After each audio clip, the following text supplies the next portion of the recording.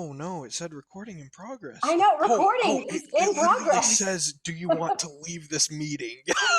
Whoa, I'm I gonna don't want to click. leave the I meeting. understand. Do I you want to fully leave the understand. meeting? I'm good. I'm good. I've Okay. actually been looking forward to this all day. So, Yay! Okay, I saved the best for right now. let's see I it. thought it would be fun. That's a huge mug. Oh my And word. I'm not in college, but I just really wanted to have the giant mug. And I've got the one that's about being a dad. So I'm One, going to put it I'm by a my head. yeah. One, I'm a hero apparently. You're a I don't know. hero and you're a Maybe a legend. legend. I'm not really a legend. I didn't do anything to become legendary, but I am a dad. So that's the part that's in bold and it's red. So that means it's important. It's very important. Being a dad Sure, is very important. we'll roll with that. All right, cheers. All right. Cheers. So if Mm. I really want to hide on the show, all I need is this mug. I mean, I can do that too. I just have to get really up Oh, close yeah. and personal. See, I don't have to. I literally can just go, Just whoop. it's such You a do big not see mug. me. I It's know. literally the size of your head. It is. It is. I Here's my can't hand. grasp. See, Here's I can't grasp the scale of that over a camera, but I get the idea that it's massive. It's like, how much coffee do you drink today? Oh, 1 cup. just one. Yeah. Just I've Just cut one. back to Only one. 1 cup. It Cut used back. to be Oh two. dear. Okay. I've cut back to I one. see. I see. Oh man, what have you guys been up Uh, to? oh, What life is in general. new in your world? Well, my son turned 1 year old I know that in is the beginning of insane. November. It's so fast. Also, my word, I'm gonna try not to get emotional about this, but Okay. we just got rid of his crib. Oh, We upgraded him to a toddler bed, and he is now walking. what? I know. He's It's mobile. like I know. Yeah, It's he a is. mobile mini Caleb. And I know. And he's carrying on like with small sentences now too. Like he understands when we tell him to bring something to us or if he's doing something wrong. He's one of those people. Okay, he's going to be one of those people that you can look at him and he feels like he's been punished. If you look at Oh, him with that look of you shouldn't be yes. doing that. He's got such a tender And does he heart, get the but little lip where he's like, yes, oh, yes. okay. But he is such a sweet little soul, and I love him. He's oh, I do too. amazing. His Obviously, I do. eyes, yeah, well, you're Oh biased, my but word, as a yes. completely unbiased, okay, that's not true. I am probably biased on the Partially biased. yeah, Partially biased. We'll go partially with like biased. 33%. It's probably more than that, but sure, go with Okay. that. Okay. And Cool. he has the most beautiful eyes Oh, he I've does. ever seen. We're obsessed with him. He's obviously kind of become the center of our lives because that's how that works. Um, but yeah, it's just amazing to watch this experience and see. He's making me see the world again through fresh eyes. I know there's something about having children that changes your perspective on the world, Yes, for me at least. absolutely. And it is, you said it best, fresh eyes. And No, it's almost like you get you get to see the world again, you you know? do. Yeah. Well, tell me how you got into audio engineering and recording and all of that, because we've worked together on some Right. projects, which has Hmm. been fun. But I don't know that I've ever asked you or that we've ever sat down and talked about your background and how you got into that.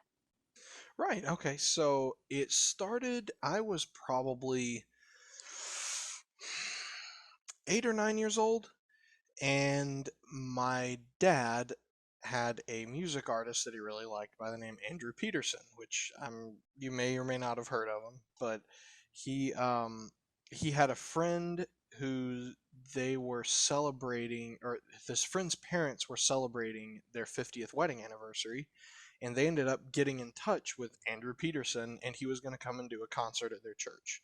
And so we ended up getting invited to this, so we went there to that concert, and I found myself more interested in looking over to what the guy running the soundboard was doing than what was actually being sung. And so I kind of took an interest to that. So when I was probably 12 or 13, I started playing guitar some, and really got interested again more in the technical side of it. Why does this string sound lower than this string? What makes that happen? And by the time I was in high school, I kind of realized I'm really fascinated with the theory of sound. Like, how does sound work? And what makes certain things sound good and other things not? When to most people they sound the same, but it can make or break a sound. Um, and so I was getting ready to go into college, but about 2 years before that, a man by the name of Jeff Inigenberg moved into our hometown of Dayton, Tennessee, as a professor at Bryan College, which is where I attended. Met him, figured out he actually owned a little in-home recording studio that he had put together and he was going to use for the college ministry that he had there, which is Worship Arts, the Worship Arts program. It was a big new program there, teaching music theory. You did vocal lessons. You joined the choir there. Had the option for the Wow. chorale, and you could audition to be part of our traveling band Devotion. So I ended up doing all of those things once I got into college, but I asked him if I could sit in on a couple of the recording sessions and explained how it fascinated me. And that really got me kick-started because he kind of noticed that I had a knack for this.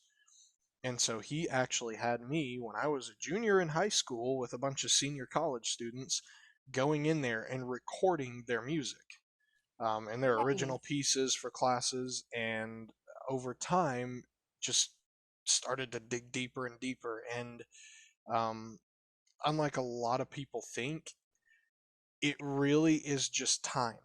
There's not much training that you can do with something like this because in the end, an equalizer, how you literally adjust the bass and the treble and something, it all comes down to how you hear it in your ears. There's 32 knobs on most of it.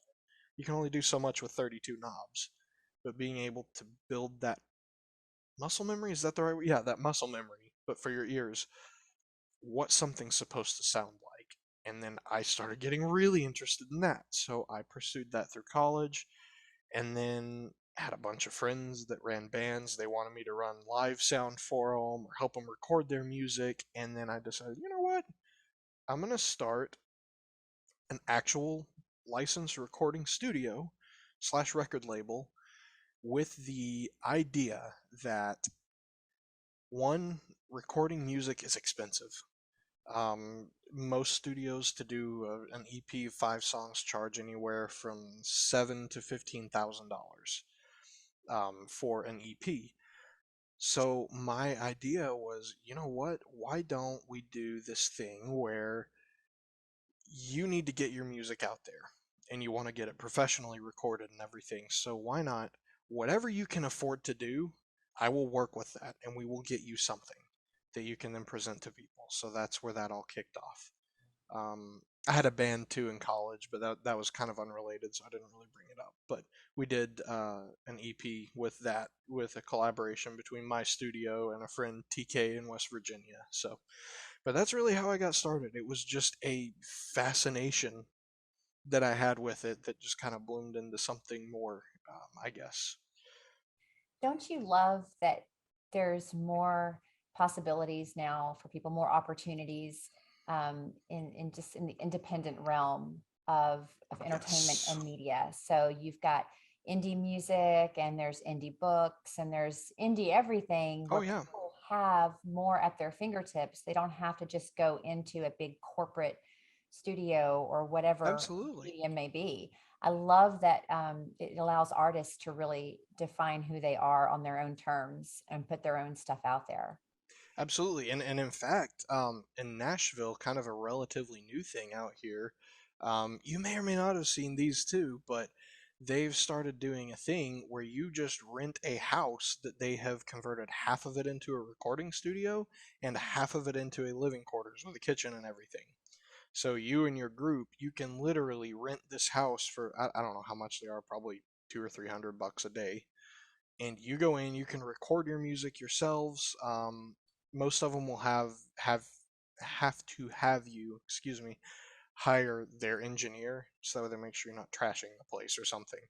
but it's completely set up for indie artists, those that are not Wow. signed by a record label, that don't want to be. In fact, there's a huge movement right now of bands and individual artists leaving record labels. And those are struggling a lot right now because these people are realizing, you know what, we can do this on our own now. Yeah, Once indie you have books a, are on the rise. yes, Indie they are. authors, big time. And and Absolutely. more and more independent filmmakers. Yes, I that's true. love to see that. They're moving from this is a business and this is my job, to a, this is my passion and my hobby and my creativity. And if I can make money doing that, great. But this is what I'm meant to do.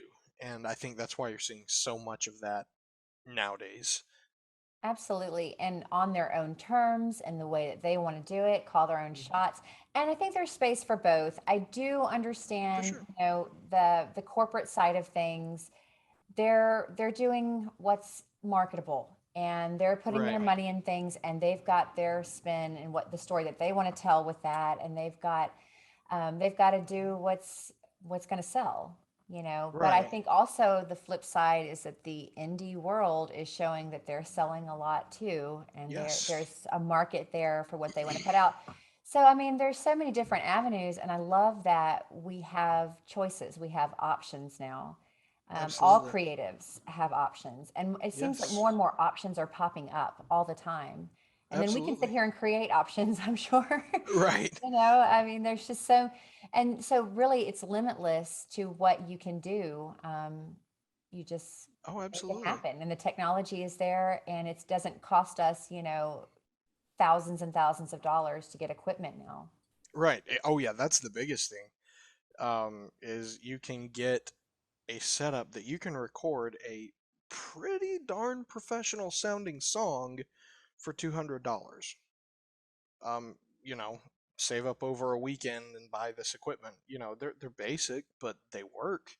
It's crazy just how much that has opened the opportunities for people to get out there and do something.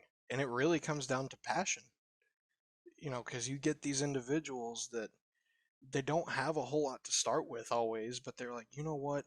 I love making music. I can write, and I've been told by several people outside of my family that it's good, and they're passionate about it. And that's really what puts somebody on the path toward success, is that passion, and you can't let it die. It's important not to focus on money or sales and fame, and or just to define what success looks like for, and that's individual to the person, but to Absolutely. focus on the art, to focus on what's coming from you. What do you love? What are you Mhm. passionate about? What do you want to make? And that's kind of gets back to that root, of what you're talking about, and how we have that freedom to do that, but don't get caught up in a lot of the other stuff, and don't compare yourself to other artists, because you are Definitely. you and they are them. So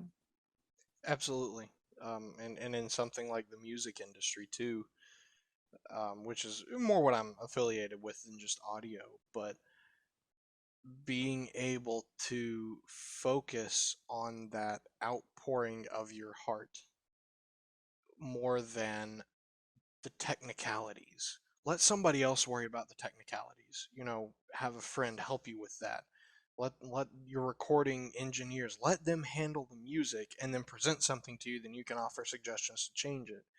But you focus on your thing. If you're the drummer, focus on playing the drums the best that you can and enjoy it more than anything. Same with guitars, bass, vocalists, it doesn't matter. Just take your passion and run with it.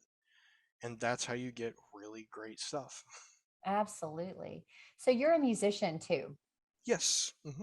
So what do you like more, or what are some of the differences between being that person who's recording the music versus the engineer who's mixing it and kind of producing everything?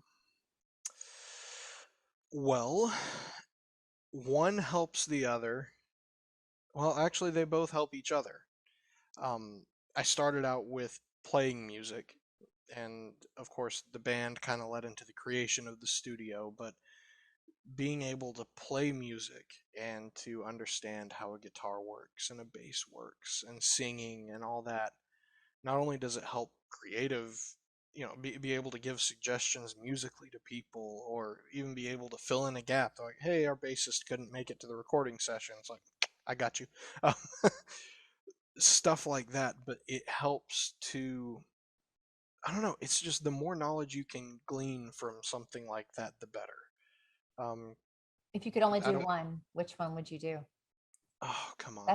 Uh, Like, where is your true heart? Which one just you get up in the morning and that's where your energy is focused? that would be on creating music, whether by myself or with a band. Um, and that's kind of a twofold answer, because the other side of that is I don't want someone else to record my music. I want to, um, but I would, if I could only do one or the other, I would want to create it, write it, see it from start to finish, from an idea that pops into my head to jotting it down on a piece of paper to creating a riff, or just hearing the tune in my head while I'm out walking, or to actually hear a final product is something that you really can't. There's nothing else quite like it. Um, it's magic. There's not a better way to describe it, I don't think. And the same thing with anything. You think of something, you're like, oh, you know what? I could really run with that. Be it an idea for a song or a book or a company or whatever. Being able to see that bloom into something bigger is magical, and it's such a cool thing to be able to experience. Well, yeah, so let's talk about that. Let's talk about having an idea Hmm. and seeing it from idea to a finished product, and Okay. how we imagine that. And I know a lot of people have a hard time conceptualizing that, or they have a really great idea but they're afraid to go further with it, or they don't know how to get started. And so I think there's a lot of really cool things that could be that aren't, because somebody's kind Right. of sitting on their idea. And you have a little bit of experience even here lately Hmm. with bringing an idea to fruition. I do, yes. Um, but to address the first question, or the first topic there, actually getting past that, I have this idea, but it's never going to happen. That mental block, which, let's be honest, you've had it, I've had it. My grandmother has had a great idea that she's just like, nah, um, I I wanted don't to care who you invent the are, giant coffee cup. That but you that didn't. I didn't, and I'm still heartbroken, but at least I can drink out of it. Right, right, definitely. Um, but the biggest thing is just, you just have to do it, because let's be honest, if somebody told you, for example, um, I think you could build an engine for a car, what's your first reaction? Yeah, it's not going to run well. Okay, but then what if they said, then you got to think of the idea though. It's like, I've never actually tried that. I, maybe I'd be good at it. There's instructions everywhere. I mean, shoot, there's an hour-long YouTube video on how to build a Chevrolet small block 350 from scratch. This is That, true. and I would it's need it's help, simple. but Sure, asking for help. sure, but the thing is, you would never know if you could unless you tried it. Right. And that's where that mental block comes in, is because you think you might not be able to do it, or because it's something that seems so far-fetched that's abnormal, you just decide not to do it. And that's the wrong mindset to have. Yeah, and see, that was so immediate for me to say, well, yeah, I if I built an engine, it's not going to run. But But I've you don't never know that. tried. Yeah, You I've don't never know that. tried. Yeah, I might try to build one and I might really enjoy that. it, you never know. That's a It's great point. Yeah, you don't know. You just don't know unless you try. So, what about failure? Because I think that it's an important discussion to have, that it is okay to fail, and we Hmm. shouldn't give up after the first, second, or third failed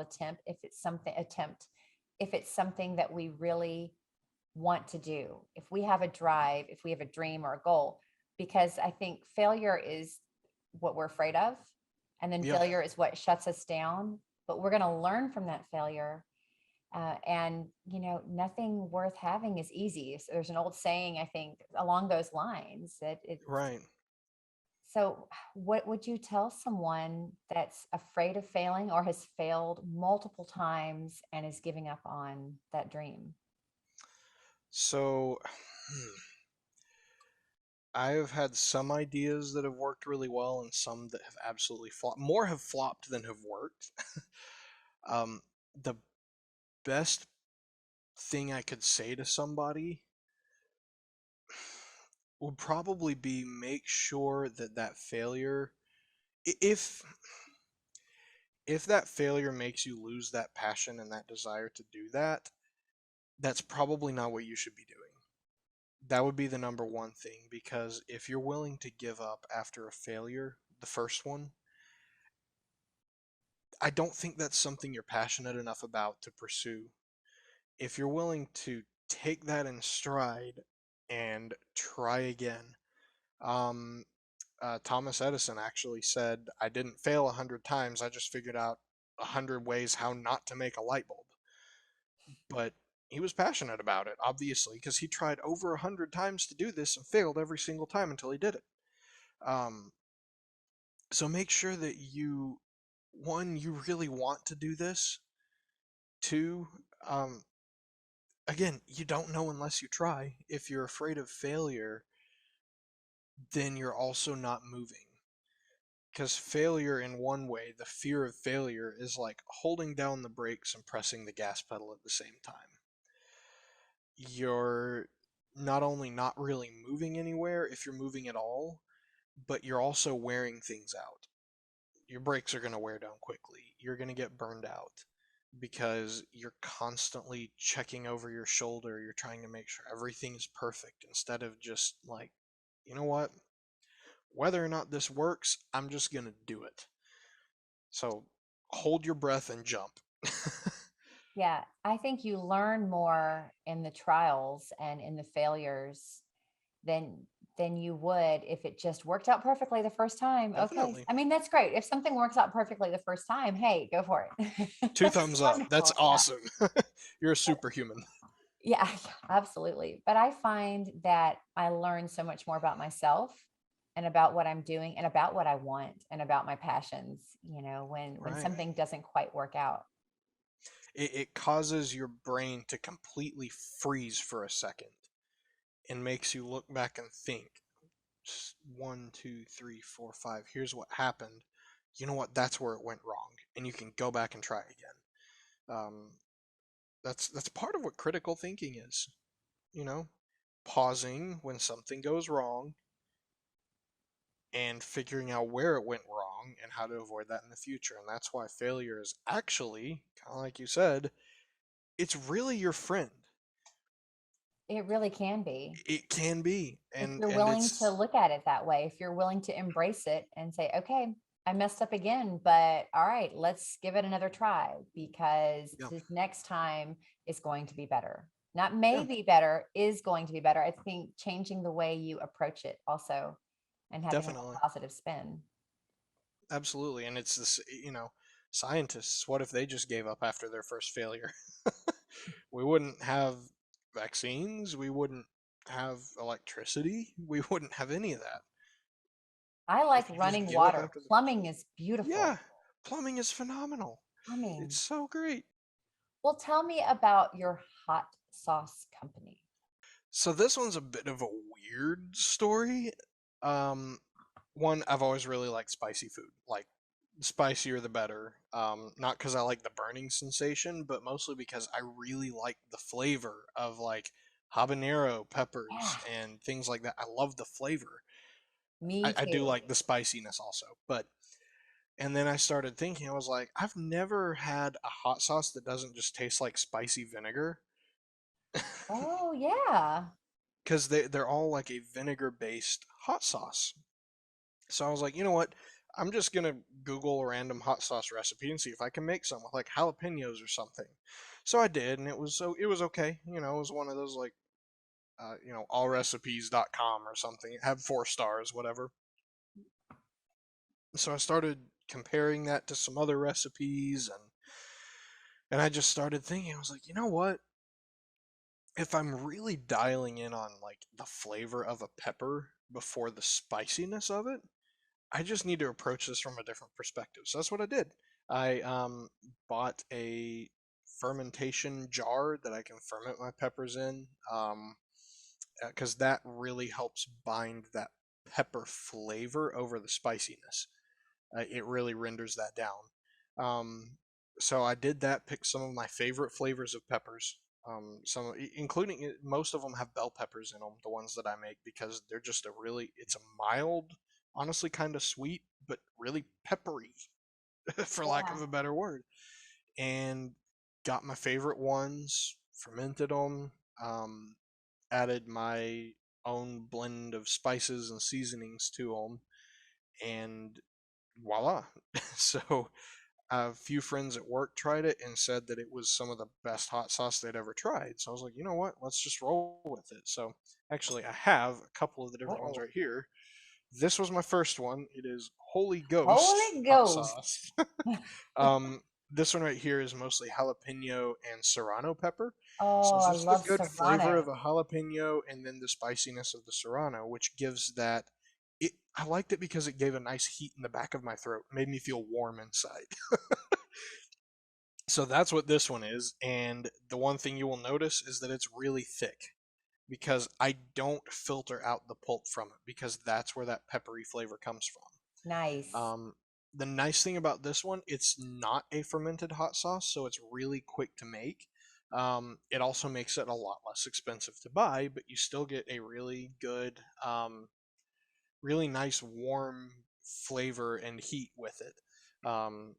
I even one of the ingredients that I put in it is cinnamon actually, because it kind of I started thinking about it. I was like, cinnamon isn't sweet. It's really this kind of strange spice that gives a certain level of warmth. And I was like, you know what? I'm gonna try it in this. So I did, and it was so good.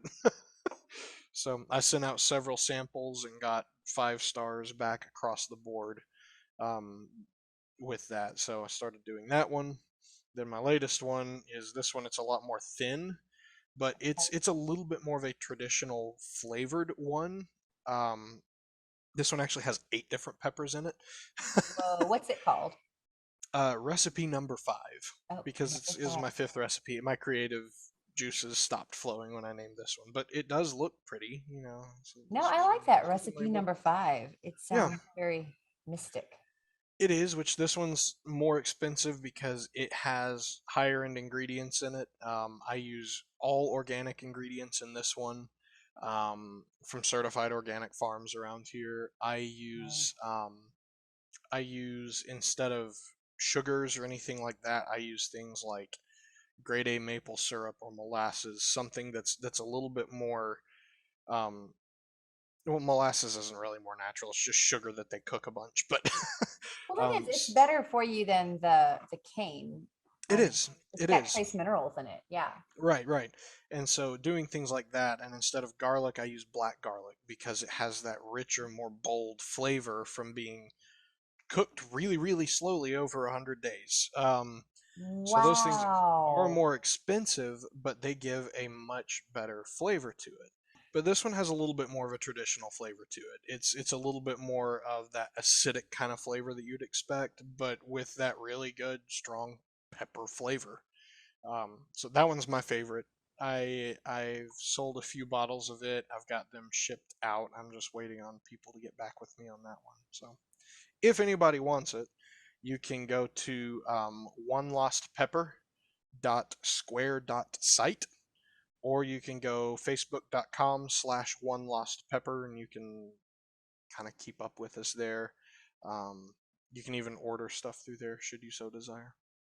I haven't tried them yet. I can't wait to try them. You But need to. our Yeah, you mutual should. friend, Matt, who was on the very first episode of Coffee and Words, has Hmm. tried them, and apparently he loved them.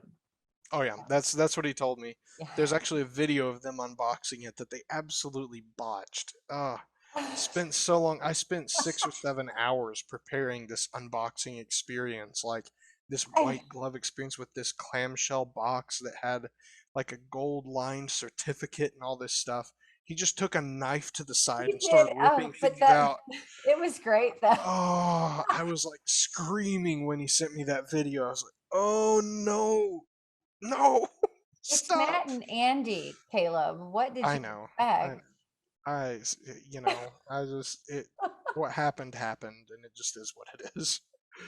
But yeah, even Andy, he's not a hot sauce guy, but he said he started putting it on things now too because it has more of that peppery flavor. But there is Well, another one that's available now too, called "Don't Fear the Reaper." I That one I saw made that. just to be spicy. Okay. Well, I That mean, that one, one looks like, it's gonna kill you when you yes, it does. So it's Ghost Pepper and Carolina Reaper, which Carolina Reaper is like the third hottest pepper known to mankind right now. But I've got that in there. I make the hot sauce, put some spices in it, and then I actually reduce that down until it's almost black.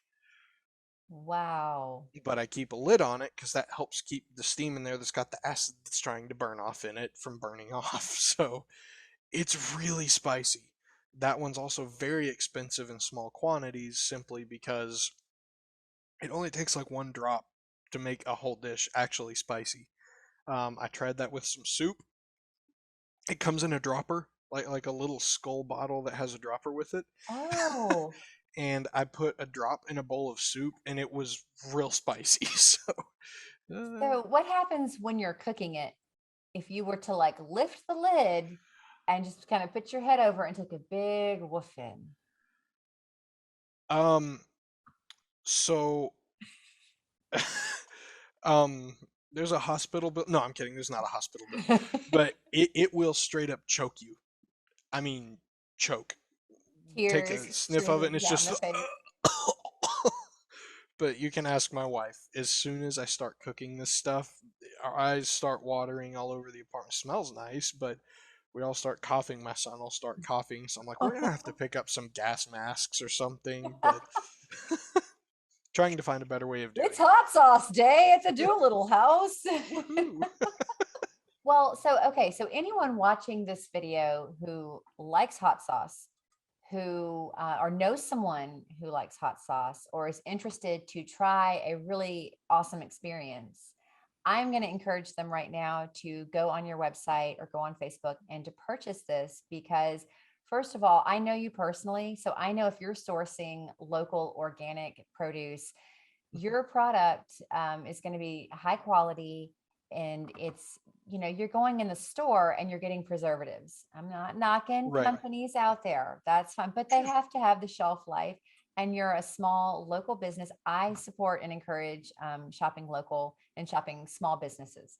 Right. So let's all get onto your website and let's order some hot sauce, because you can literally put it on anything. And I'm the weirdo that will put it in a spoon and drink it because that's how crazy I am. But I love hot sauce. I will put Oh it yeah. on potatoes. I mean, put it on, meat, put it on salad. You could put, I mean, Oh yeah. it would be easier to name what you could not put hot sauce on. Ice cream. Somewhere, someone has tried that. I I know bet. they have. That's the reason you haven't heard of it. I bet. Okay, I would like for someone to try hot sauce, your hot sauce on like a salted caramel ice cream. I bet that could be Okay. the Serrano one, Yeah, I like the regular the Holy Ghost one. Holy Yeah, Ghost. that might. You've done something now. So, you know what? Maybe we'll have a follow-up episode Great. We'll where try, we try all kinds of try, things. yeah, hot sauce on things, on ice creams, and we'll try. We All will put right. it to the test. I've got one in progress that should be ready next July. That is a 5 month aged one. That has. Oh, I'm basically making it just to put the most expensive ingredients I can find into a bottle. and be able to be like, this is the world's most expensive available hot sauce. I fully intend to have it like the seal on it's going to be dipped, like wax dipped with a seal on the end. Like it's going to be this Wow. really great experience. So I'm So hoping that will at you least one open up person buys it. pre-orders for that? Because it's only going to be a limited batch, Yes, obviously, I and will it's going to have take a only. long time. I'll probably only have three 5 ounce jars of it available, or bottles available at first, because it's going to cost a lot to make. Okay. I tallied up what the ingredients are going to cost if I did them at this point, and we'll just say it's well in excess of $100. So they won't be cheap, but it's one of those things that you can be like, this is like, this is Yeah. Well, this it's an is what you would get at experience. like Salt Bay Restaurant in London when you ask for hot sauce. This is our $70 bottle of hot sauce. Well, and that even makes a better gift for a hot sauce lover. Somebody that Oh sure, they've had all the Tabascos and all the everything else. Again, great product, but sure. like this is different. This Oh is yeah, something that not everyone can just get. So yeah. that'd be and awesome.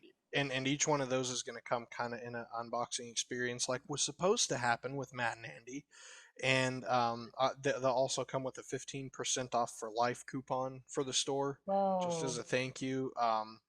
And the box will, some of the lettering inside of the box will contain gold leaf, and I've got so many great plans. A certificate of authenticity. man. It's But going to be will great. it have a giant mug? I kind of That's the want to do question. that. It'll And come stuff in the a giant bottles mug. down in the mug. Right, right. Yeah, it'll come It in a doesn't have giant to mug. say college survival. You need merch. Do you have merch? I don't. I'm kind of trying to get a little bit more cash flow going before I start doing merch, but we But shall it's see. coming. It's It coming. will be coming, yes. We went from audio engineering to hot sauce, but I think, Yeah. you know, that makes me think of how you don't have to limit yourself to one thing. Mm-mm. And creativity is a myriad, it covers just a myriad of things Yeah. in life. So you find something that you're interested in, go for it and Yes. do all the things. Just try something. Yeah, That's my biggest word of encouragement for anybody watching this that's a creative mind. Just try something. I've got a friend that was back home that he liked experimenting with different guitar amps so much. He figured out how to build guitar amps from scratch, including the speakers and the magnets and all of that. He did it all from scratch, and he still does it. It's just find something you love and just try it. You never know. absolutely. Well, thank you for coming on, Caleb. Thank you for having me. I had a This lot of has been fun. fun. Yeah, Yeah, absolutely. absolutely. You'll be a regular, I'm sure. Woohoo. So tell me really quick, your social medias, where if people want to follow you other than the hot sauce, do you want them hanging around Sure. your social media? Sure. Yeah, you can find me on Facebook. I don't post much, but when I do, it's always profound. I'm kidding. It's not. I'm not super active on social media, but on my pages, like with the hot sauce, I am. On my page, occasionally I'll share something interesting that I find out, some random bit of news or whatever. I'm also on Instagram at the Take 22 guy, the number 22, and I'm getting ready to start being a lot more active on there because I've actually a completely different creative outlet we didn't even talk about I've got coming up that's going to be interesting that I'm going to be doing. So, yeah. Oh, yay. Oh, well, I can't wait to hear about that. Oh yeah, And you will. this show premieres every week on IGTV. So we are an Instagram show. And Sweet. then we go over to YouTube on Fridays. It'll air there. But it's yeah. So we're glad to have you on Instagram. Yeah, absolutely. So Thank you again for thank having me on the you. show. It was great. Absolutely. All right. Well, you guys have a great evening, and I will talk to you soon. All right. All right. Bye. Bye.